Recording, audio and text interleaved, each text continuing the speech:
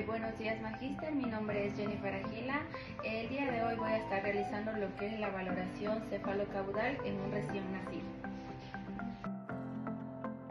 Observamos cuidadosamente la piel, su aspecto y color. Al momento de nacer puede estar cubierta de vernis gaseoso, que es una sustancia untuosa de color blanquecino cuya distribución se correlaciona con la edad. Después de la transición, el neonato recibe lo que es su aseo general, por lo que al momento de nuestro examen solo observaremos algunos restos de este.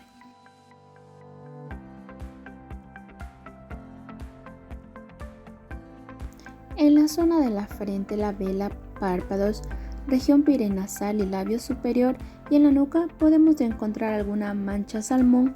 Es una lesión vascular más frecuente a esta edad, es de color rosado, pálido, plana y de bordes irregulares. Es una lesión benigna. Sobre el dorso de la nariz podremos observar millón nasal. Este corresponde a glándulas sebáceas con su conducto excretor obstruido, que retiene la secreción, se dilatan y forman pequeñas pápulas de color blanco o levemente amarillento. En otras áreas de la superficie de la cara se pueden ver algunas pápulas de mayor tamaño, 1 a 2 milímetros, generalmente aisladas de color blanquecino, llamadas milla, y ellas son quistes de inclusión epidérmica que contienen queratina. En el resto del cuerpo podremos encontrar algunas otras lesiones benignas. La más frecuente es el eritema tóxico.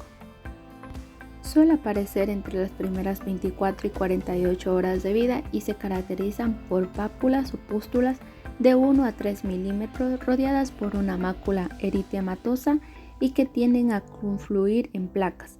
Es una erupción asintomática y autolimitada que dura unos 3 a 6 días.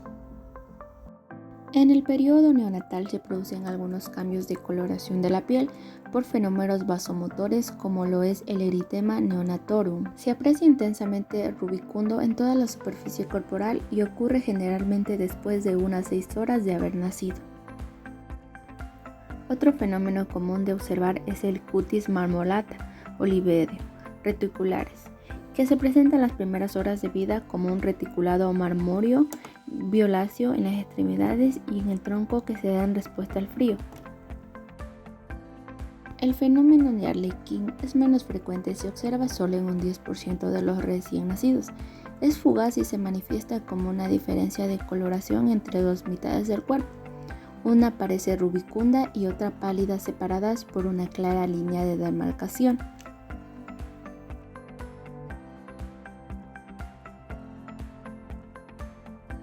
Por último, es muy común observar acrocianosis, que es la coloración cianótica de lo que son las manos y pies.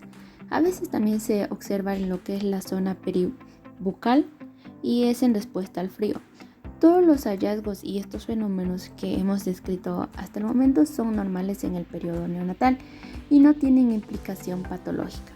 Además son comunes y debemos explicar a los padres cuál será su evolución. Especial mención requiere la coloración amarilla de la piel o ictericia por acumulación de rubina, que en el recién nacido vemos con mucha frecuencia. Esta puede deberse a un fenómeno fisiológico normal o puede ser producto de alguna patología. En forma muy característica, aparece primero en la cara y progresa en dirección cefalocaudal de una manera predecible que se correlaciona bien con los niveles sanguíneos o bilirrubina. La ictericia se evalúa mejor al comprimir la piel para aislar lo que es el color amarillo del resto de la coloración roja que aporta la hemoglobina y los vasos sanguíneos. La ictericia también compromete las mucosas, explora en las encías y compromete también las escleras. Cuando comprimimos la piel aprovechamos también para evaluar el higiene capilar, algo que también podemos hacer comprimiendo el lecho unguial.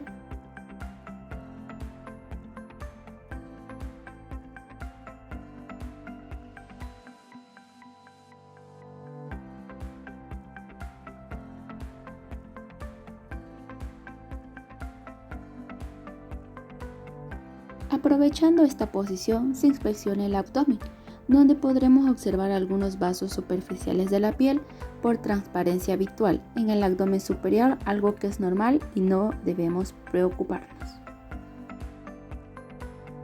Al inspeccionar debemos observar su forma, tamaño y ubicación de los puntos de referencia óseos más importantes.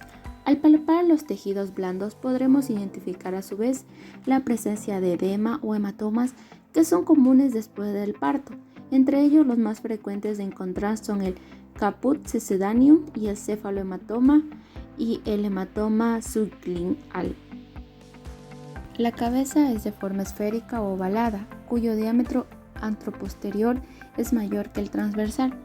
Examinamos las suturas y las fontanelas. Las suturas se palpan a lo largo de su longitud, ejerciendo una leve presión alternamente en cada hueso. De esta manera verificamos que se encuentren libres y no osciladas. De igual forma debemos explorar las fontanelas, su ubicación, tamaño, consistencia y actividad. Normalmente se palpan 2 de las 6 fontanelas en el recién nacido de término. La más grande es la fontanela anterior o bregma, que está ubicada en la confluencia de los 2 huesos frontales con ambos parietales. Tiene una forma de rombo, en promedio mide 2 a 3 centímetros, en su diámetro transverso es de consistencia firme, desprendible y se encuentra al mismo nivel que las láminas óseas. Observada cuidadosamente se aprecia que tiene actividad pulsátil en reposo y protruye lentamente durante el llanto.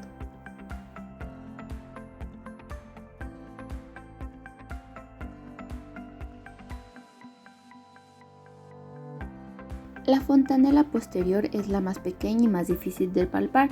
De forma triangular se forma en la confluencia de los huesos parietales con el occipital. Habitualmente mide medio centímetro y su diámetro mayor. Observamos el pelo y debemos evaluar la cantidad, calidad, color, límites de implantación, presencia y ubicación de remolinos. Hallazgos especiales como alopecia, numerosos remolinos en ubicación atípica se asocian a alteraciones en el desarrollo cerebral. La implantación baja occipital o frontal es propia de algunas genopatías.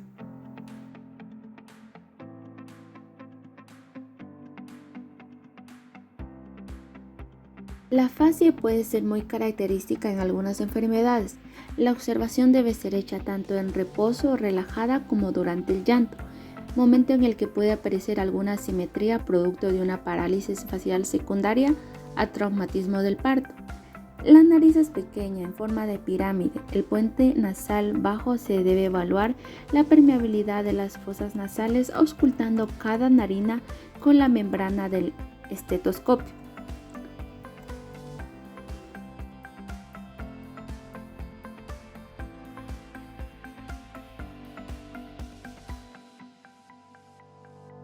Debemos explorar el pabellón auricular, el conducto auditivo externo y las zonas circundantes, teniendo en cuenta que pueden ser afectadas por la posición y útero, por los cambios propios del moldeamiento durante el trabajo del parto. Algunas de las anomalías frecuentes de encontrar en la zona son sinus y papiloma preauricular. Lo primero que vamos a explorar son los ojos, un examen que no siempre se logra llevar a cabo en forma completa en el recién nacido, ya que los ojos permanecen cerrados gran parte del tiempo y el edema palpebral dificulta la apertura de ellos. No obstante, trataremos de revisar los aspectos más relevantes en este examen. En el recién nacido los ojos son grandes en proporción al resto de la cara, dado que el globo ocular ha alcanzado un 70% de su tamaño adulto al nacer. Se ubican a la altura del ecuador de la esfera craneofacial y a una distancia entre ellos equivalente al diámetro transverso de un ojo, dando la clásica relación 1+1:1.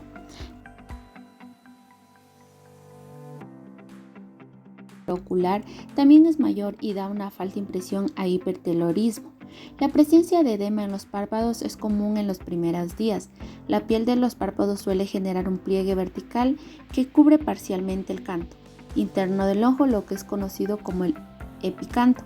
El neonato produce pocas lágrimas y la presencia de epífora puede ser un signo de obstrucción del conducto nasolagrimal o de glaucoma congénito. Es frecuente encontrar hemorragias conjuntivas, especialmente después de un parto vaginal, y adquieren la forma de una semiluna y se ubican por fuera del limbo esclerocorneal.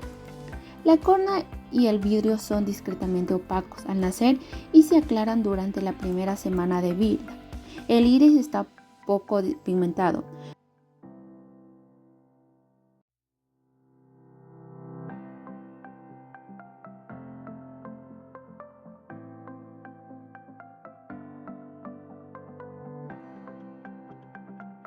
Con un oftalmoscopio ubicado a unos 40-50 centímetros podemos evaluar la respuesta pupilar a la luz y comprobar la transparencia de la córnea, la cámara anterior del cristalino y el vitrio al visualizar el rojo pupilar.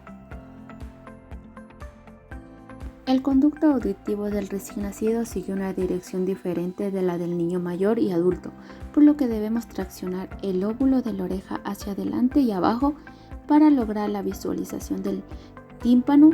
Se encuentra en un ángulo diferente y es difícil de observar, pequeño, pero uno puede encontrar un reflejo luminoso que, aunque menos intenso que el niño mayor, debe estar siempre presente en ambos lados.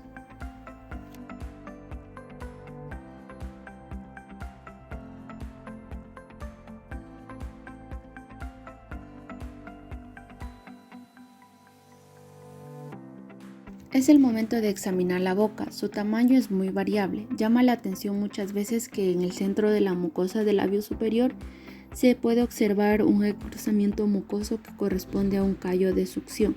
También es habitual encontrar en el labio superior un frenillo ancho. Una vista lateral de la cara nos permite observar el grado de desarrollo de la mandíbula y evaluar si existe prognatismo o micrognata. La mandíbula y la mordida podrán estar desviadas en los casos que haya una posición asimétrica de la cabeza inútera, llamada asinclitismo. En la mucosa de la boca es normal encontrar algunos quistes de inclusión epitelial que se ubican en el rafe medio del paladar duro, las llamadas perlas de Epstein, o sobre las encías, los llamados nódulos de Bono. Aunque poco frecuentes, se pueden presentar dientes en el periodo neonatal. La lengua debe caber fácilmente en la cavidad oral y normalmente está adherida al piso de la boca por un frenillo que es más corto y tenso que en el niño mayor. Con la ayuda de un bajalenguas exploramos lo que es el polo posterior de la boca. El paladar blando es delgado y corto, la ula pequeña y también corta las amígdalas. Casi no se ven dado su escaso desarrollo a esta edad. Es importante que en el examen de la boca descartar lo que son fisuras de Padgar, para lo cual se debe realizar una palpación protegiéndose con un guante quirúrgico. Introducimos lo que es un dedo y junto con palpar el paladar en toda su extensión, aprovechamos en este momento también para evaluar lo que es el reflejo de succión.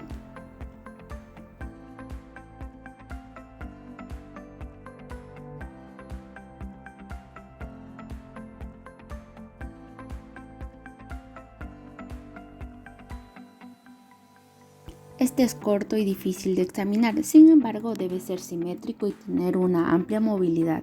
La piel debe ser concordante con el tamaño y volumen del cuello. A veces es redundante y forma un verdadero cuello alado o pterium colli. Más evidente en el dorso, hay que buscar dirigidamente pequeñas depresiones y signos que habitualmente se ubican siguiendo el borde interno del músculo esternomascloideo y corresponde a remanentes embrionarios de los arcos branquiales.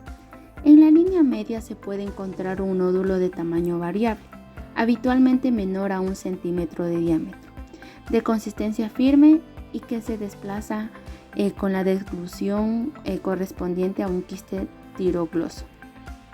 Si se produce una torticolis congénita en el tercio medio del músculo esternomastoideo, se puede encontrar una masa de consistencia firme, fibrosa y firmemente adherida. Es indolora y suele medir entre 1 y 2 centímetros.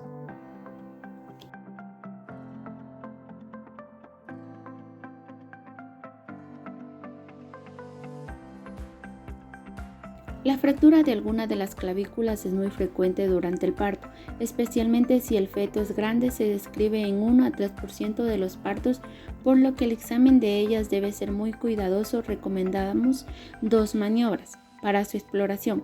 La primera es bimanual. El examinador se ubica frente al neonato y apoya los dedos índice y medio de cada una de ellas de sus manos sobre el extremo distal acromial de cada una de las clavículas. Ejerce una leve presión y recorre la superficie del hueso de distal proximal, desplazando alternadamente los dedos como si caminara sobre él. La segunda maniobra se realiza de forma con una sola mano. El examinador se ubica frente al recién nacido y apoya la yema de los dedos índice y medio de su mano dominante sobre el extremo distal de cada una de las clavículas, ejerciendo una leve presión. Los desliza sobre la superficie del hueso en dirección proximal hasta alcanzar el borde del manubrio. Si hay una fractura del hueso de la clavícula, este ocurre habitualmente en el tercio medio de ella y al examen se puede palpar crepitación o un desnivel. Al ejercer presión, lo que ha sido llamado el signo de la tecla de piano, es dolorosa y el recién nacido puede evitar mover el brazo del lado afectado. También es frecuente ver que se asocia a parálisis braquial ipsilateral.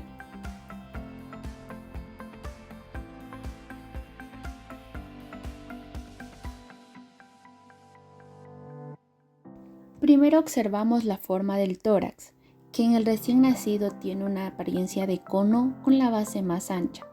Hacia el abdomen las costillas se alinean más horizontales que en un adulto y los diámetros antero-posterior y transversal son muy semejantes. El apéndice sifoides suele estar levantado y su punta se insinúa en el abdomen como una prominencia epigástrica. En línea media, el pezón, la areola y un botón de tejido mamario están bien desarrollados en el recién nacido de término. Su tamaño depende de lo que es la edad gestacional y del peso de nacimiento.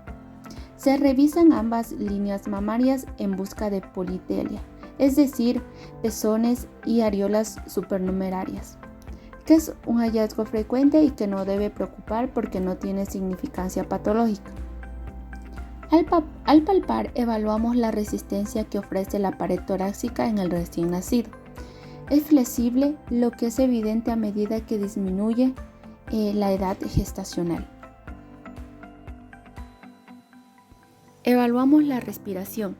En el neonato es predominantemente abdominal. Los movimientos torácicos deben ser simétricos y no deben generar ningún tipo de retracciones.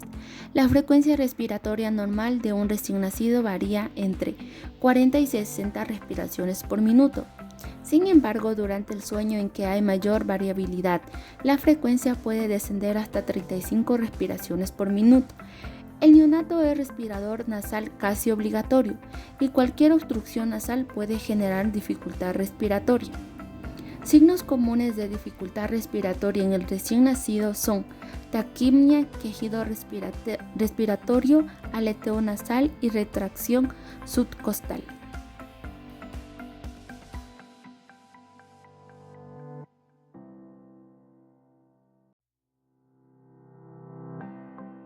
Después de revisar el tórax, realizaremos un examen más dirigido al área cardíaca. La simple visualización nos podrá dar una idea de la actividad precordial, que el recién nacido puede ser muy activa durante el segundo periodo de reactividad. Después de nacer, entre 2 y 6 horas de vida, la observación de un precorde muy activo más allá de este periodo es sugerente de sobrecarga cardíaca. A la palpación, el choque de la punta es suave y se ubica a la altura del cuarto espacio intercostal y más cerca del borde externo izquierdo. Debido a que el ventrículo derecho es dominante, a esta edad es importante corroborar su ubicación, ya que algunas malformaciones se acompañan de dextrocardia. En este momento aprovechamos de examinar los pulsos periféricos. Se debe palpar y comprobar ambos pulsos braquiales y ambos pulsos femorales. Luego comparamos un pulso productal, el braquial derecho, y un postductal, algunos de los femorales. Cuando existe una coartación aórtica, por ejemplo, se palpa una diferencia en la intensidad de estos pulsos. Por último, auscultamos el corazón y palpamos un pulso periférico en forma simultánea para corroborar la sincronía entre latido y pulso. La percusión del área cardíaca es de poca utilidad en recién nacido, por lo que no se le va a realizar. Corresponde a auscultar el momento en el que determinamos lo que es la frecuencia y regularidad. La frecuencia cardíaca normal en un recién nacido de término fluctúa entre 110 y 160 latidos por minuto. Una frecuencia baja, 100, se considera bradicardia, sobre 180 taquicardia. Dado que el segundo ruido cardíaco es más intenso, la frecuencia cardíaca es alta y que sístole y diástole tiene una duración parecida al ritmo cardíaco. Se asemeja al tic-toc de un reloj. El primer ruido se ausculta como de costumbre mejor en el ápice, pero la alta frecuencia cardíaca hace muy difícil diferenciar en sus dos componentes, mitral y tricúspide, por lo que cualquier desdoblamiento del primer ruido debe hacernos pensar que estamos frente a un cuarto ruido, un clic o un tercer ruido cardíaco. El segundo ruido es más frecuente que a otras edades debido a un componente pulmonar acentuado por hipertensión pulmonar y a la proximidad de las válvulas semilunares. Por la pared torácica se ausculta de preferencia en los focos aórticos y pulmonar, pero debido a su intensidad aumentada y a lo pequeña que es la área de auscultación cardíaca, lo podremos escuchar bien en todos los focos, incluidos el ápice. El segundo ruido se encuentra apenas desdoblado debido al cierre más temprano de la válvula pulmonar y nos puede dar la falsa impresión de un ruido único. Con frecuencia se puede ocultar un pequeño soplo cardíaco en el periodo neonatal que puede ser normal. Estos soplos fisiológicos originados en el ductus arterioso, en las ramas de la arteria pulmonar de la válvula pulmonar misma o la pared del ventrículo izquierdo. Siempre son de baja intensidad, 1 a 2 en una escala de 6, poca irradiación y transistorio. Sin embargo, aunque existen algunos soplos que son considerados normales, es importante señalar que el último debe tener un alto índice de sospecha de malformación cardíaca. Cuando auscultamos un soplo en el periodo neonatal y se debe evaluar otros signos físicos para descartar una enfermedad cardíaca.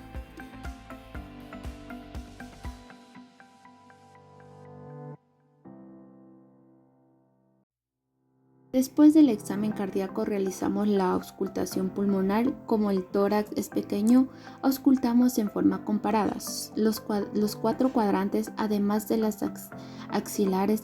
Los ruidos pulmonares son de tonalidad más alta a esta edad y predomina el sonido broncovesicular después de nacer, y durante la transición se puede escuchar normalmente algunos roncos y crepitaciones aisladas que desaparecen rápidamente. Si los ruidos están muy apagados, hay que sospechar la presencia de un neumotórax.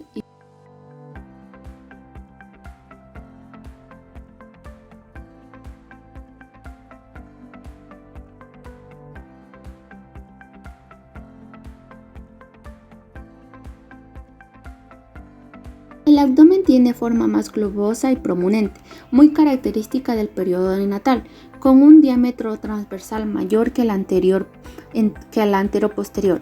La pared abdominal es delgada y la musculatura hipotónica, y es frecuente visualizar algunas ondas de peristalsis. Es muy común que los músculos rectos abdominales estén separados de la línea media llamada diástasis, de los rectos que se puede palpar con mucha facilidad. El cordón umbilical se encuentra ubicado en el centro del abdomen. Contiene 3 vasos sanguíneos, 2 arterias y una vena. La vena se reconoce porque es de pared delgada y tiene un lumen mayor que el de las arterias. El hallazgo de una arteria umbilical única es frecuente, pero debe alertarse porque puede estar asociada a otras malformaciones. Muchas veces la piel se repliega alrededor del cordón de su base, lo rodea y lo acompaña en los primeros centímetros, lo cual se conoce como ombligo cutáneo. Algo frecuente y normal al auscultar, es muy probable que encontremos pocos ruidos aéreos en las primeras horas de vida, ya que el intestino se encuentra aún poco airado. La palpación del abdomen en el recién nacido se ve facilitada porque, como dijimos, la pared es muy delgada e hipotónica. Lo primero que realizamos es una palpación superficial, que nos dejará en evidencia cualquier alteración de la pared, ya sea la diástasis de los rectos, el apéndice sifoides en el epigastrio o una pequeña hernia en la línea media supraumbilical. Todos los hallazgos comunes que nos dan deben alarmar. Luego realizamos una palpación más profunda en busca de masa recorriendo los 4 cuadrantes del abdomen. Esta maniobra se realiza con suavidad, ya que puede provocar lo que es un aumento de la presión arterial sistémica. En la línea media podremos palpar el pulso aórtico.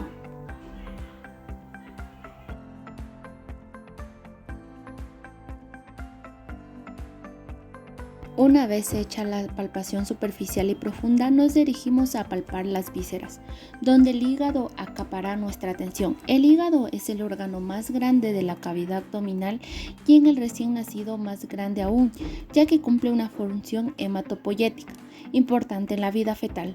Ocupa gran parte del abdomen superior, ya que su lóbulo izquierdo es grande y se puede proyectar hasta pasando la línea media clavicular izquierda. Nos interesa medir por sobre todo su proyección sobre la pared toracoabdominal, que en el recién nacido de término es un promedio a unos 6 centímetros el borde superior. Se pesquisa por percusión a la altura del sexto a séptimo espacio intercostal, derecho a línea media clavicular, y el borde inferior se pesquisa por palpación o percusión auscultada a unos 2 a 3 centímetros bajo el reborde costal. También en línea medio clavicular, el hígado debe ser liso y de consistencia blanda.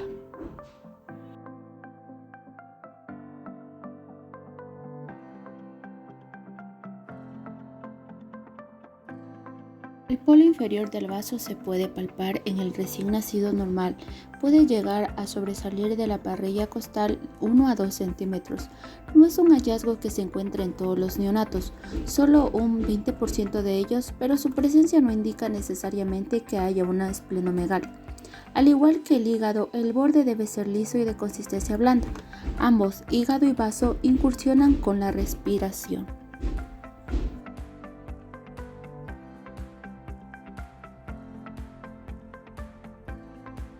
Ahora vamos a examinar las extremidades con el neonato aún en posición supina. Se debe evaluar la postura, movimiento, simetría y proporcionalidad de los segmentos de cada una de las 4 extremidades. Se evalúa el rango de movilidad, el tono muscular, textura de los tejidos y la masa muscular. Observamos con detención las manos. Hay que revisar los pliegues palmares, contar los dedos, la forma de implantación y separación entre ellos. Revisar cada una de las falanges y su movilidad, la presencia, largo y calidad de las uñas. En las extremidades inferiores encontramos habitualmente un geno varo fisiológico después del nacimiento que puede llegar a los 10 grados y las tibias se encuentran incurvadas al nacer en concordancia con la posición intrauterina. En posición y útero en nalgas, esto puede variar dependiendo cuál sea la modalidad de ella.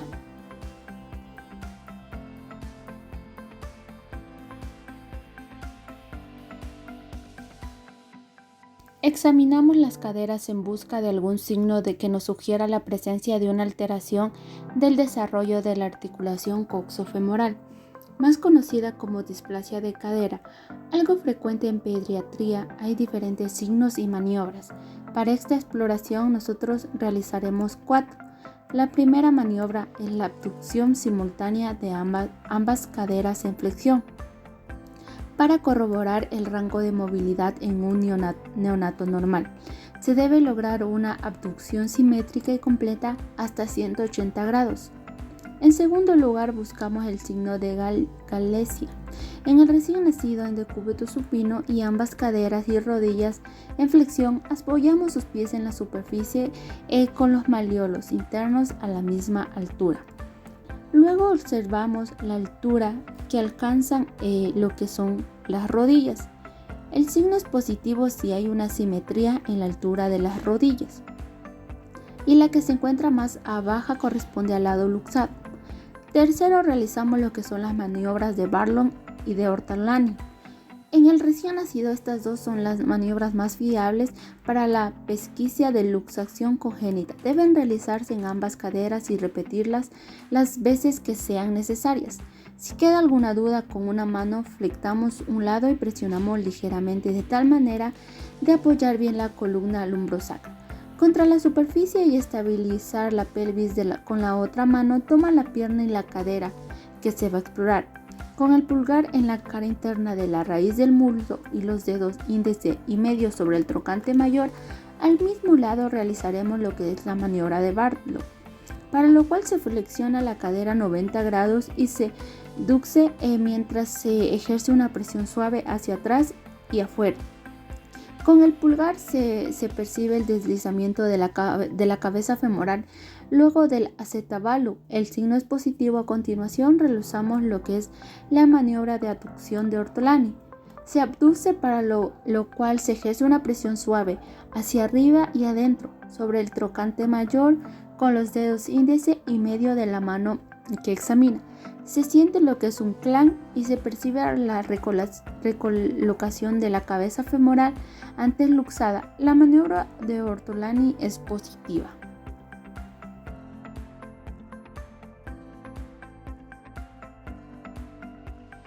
Lo primero que observamos en la piel del dorso, donde encontramos con frecuencia una mancha mongolia, se trata de una mácula pigmentaria habitualmente grande de color gris azulado, con bordes irregulares y localizada preferentemente en la región lumbrosacra y glútea. También puede ubicarse en otras zonas del cuerpo como las extremidades y hombros. Es una lesión benigna que no debe preocupar y que desaparece dentro de los 2 primeros años de vida.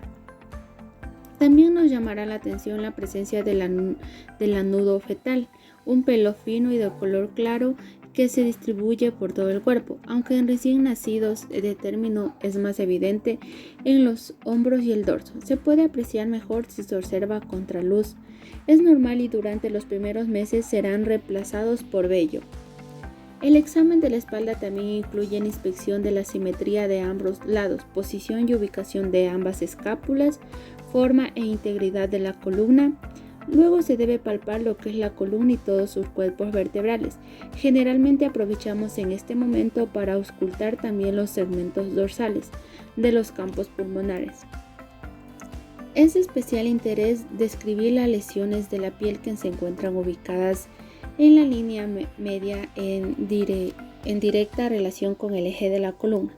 Nebus, hemangiomas, acúmulos de pelo, fosita, masas y protuberancias, ya que ellas se asocian con mayor frecuencia a lesiones de la columna y médula espinal subyacente. En la zona sacrocoxia y generalmente en el pliegue interglúteo se encuentra con frecuencia un orificio pequeño de profundidad variable y que debe ser inspeccionado para verificar el fondo.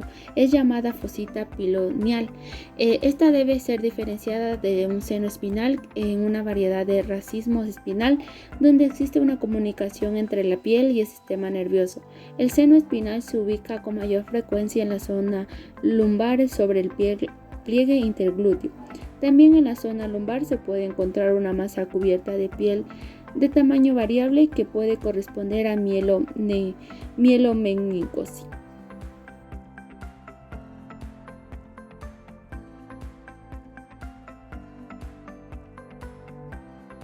Los riñones están ubicados en el retroperitoneo y por lo tanto no se desplazan con los movimientos respiratorios.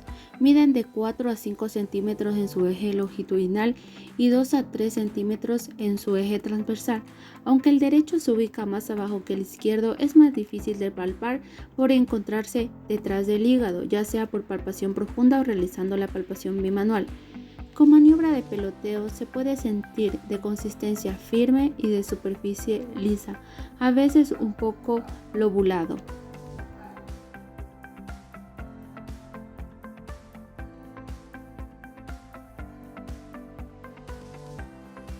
La cúpula vesical se palpa y percute con facilidad, cuando la vejiga está llena, en el hipogástrico.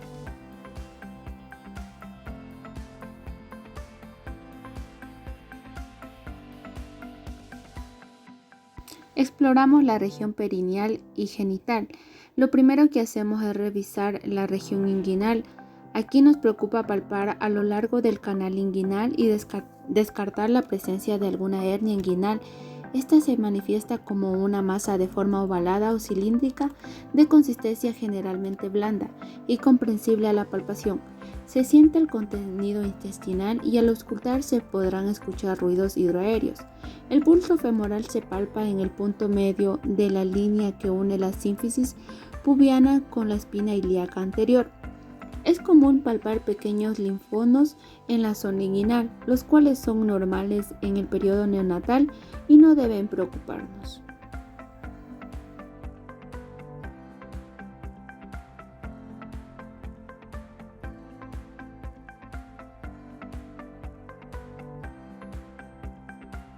Al inspeccionar la zona debemos reconocer los genitales y determinar el sexo. Hay situaciones, sin embargo, en las cuales no es posible decir cuál es el sexo con la sola exploración física y es necesario postergar su determinación hasta no tener otros exámenes que lo confirmen. Se trata de los casos de sexo ambiguo. Los genitales tanto masculinos como femeninos tienen una apariencia madura y desarrollada en el periodo neonatal. Los genitales femeninos deben ser inspeccionados con los muslos en flexión y leve aducción. Al término de la gestación, los labios mayores sobrepasan a los menores, cubriéndolos casi totalmente. Sin embargo, es frecuente encontrar labios menores pigmentados que protruyen parcialmente. Labios mayores y menores son de superficie suave sin rugosidades, de aspecto hematoso y el himen es prominente, todo lo cual refleja los altos niveles de progesterona materna durante el embarazo. El himen tiende a ser anular con un borde irregular y fiambreado. Generalmente se encuentra perforado en el centro o ligeramente hacia ventral el clítoris. Puede ser un poco prominente, no obstante. Hay que tener en cuenta que la hipertrofia del clítoris puede ser un signo precoz de virilización, lo cual se observa en la hiperplasia suprarrenal congénita. Durante los primeros días de vida es frecuente encontrar una secreción vaginal mucosa blanquecina y espesa de origen vaginal. Su presencia es un signo evidente de un himen perforado.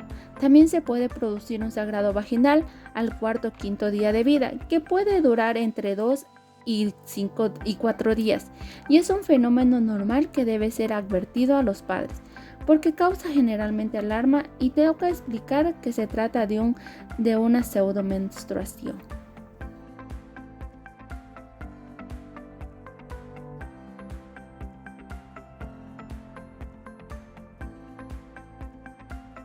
El orificio anal se encuentra en la línea media del perineo y la mitad posterior del área comprometida entre la punta del coxis y la horquilla vaginal en la mujer o la inserción del escroto en el hombre. El reflejo anal se obtiene estimulando una tórula de algodón, la piel perineal. La respuesta normal es la contracción del esfínter externo y a veces se genera pujo.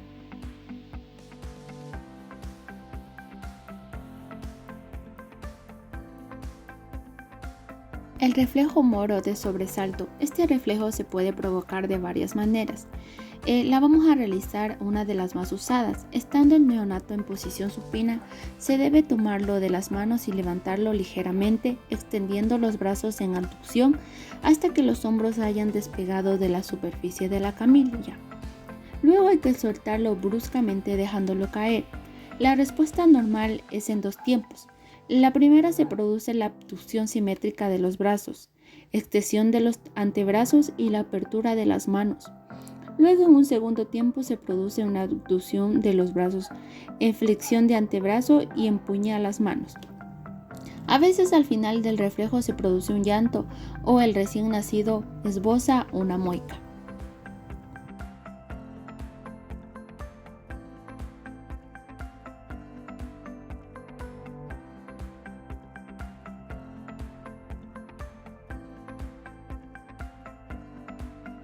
Después de evaluar el tono muscular pasivo, examinamos el tono muscular activo o la fuerza y para ello realizamos algunas pruebas específicas, como por ejemplo presión palmar. Si se le ofrece un objeto o un dedo de la mano del examinador, el recién nacido lo aprende firmemente, con todos los dedos en su mano por varios segundos. Se debe examinar ambas manos en forma simultánea y la fuerza de presión debe ser igual en ambos lados.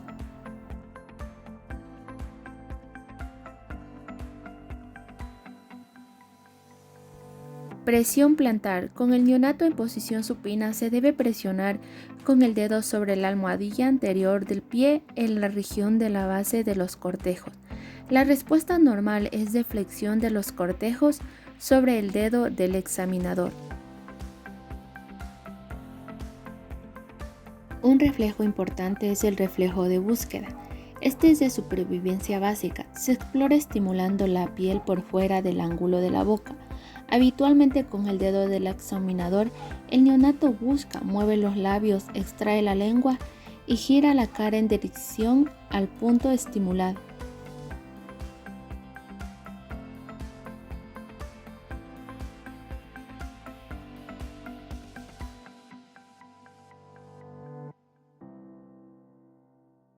Un reflejo que llama mucho la atención en recién nacidos es el reflejo de marcha automática. Se sostiene el neonato con ambas manos tomándolo del tronco, de modo de que sus pies se apoyen sobre una superficie firme.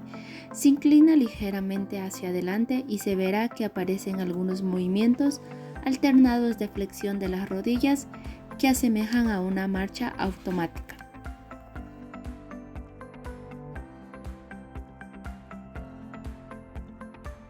Podemos aprovechar de explorar en este momento el reflejo de Babinski, que aunque no se trate de un reflejo primario, su presencia es normal en el recién nacido. La dorsiflexión del cortejo mayor es el componente más importante y se obtiene con facilidad. En cambio, la extensión en abanico del resto de los cortejos es menos consistente. Lo único importante es que debe ser simétrico.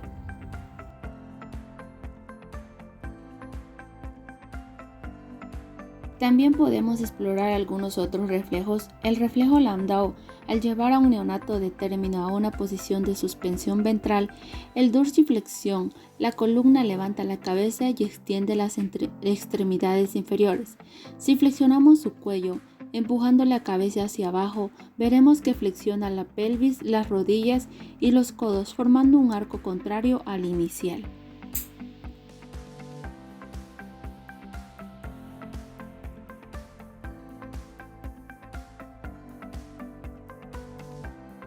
En esta misma posición aprovechamos de obtener el reflejo Galak o de flexión lateral del tronco.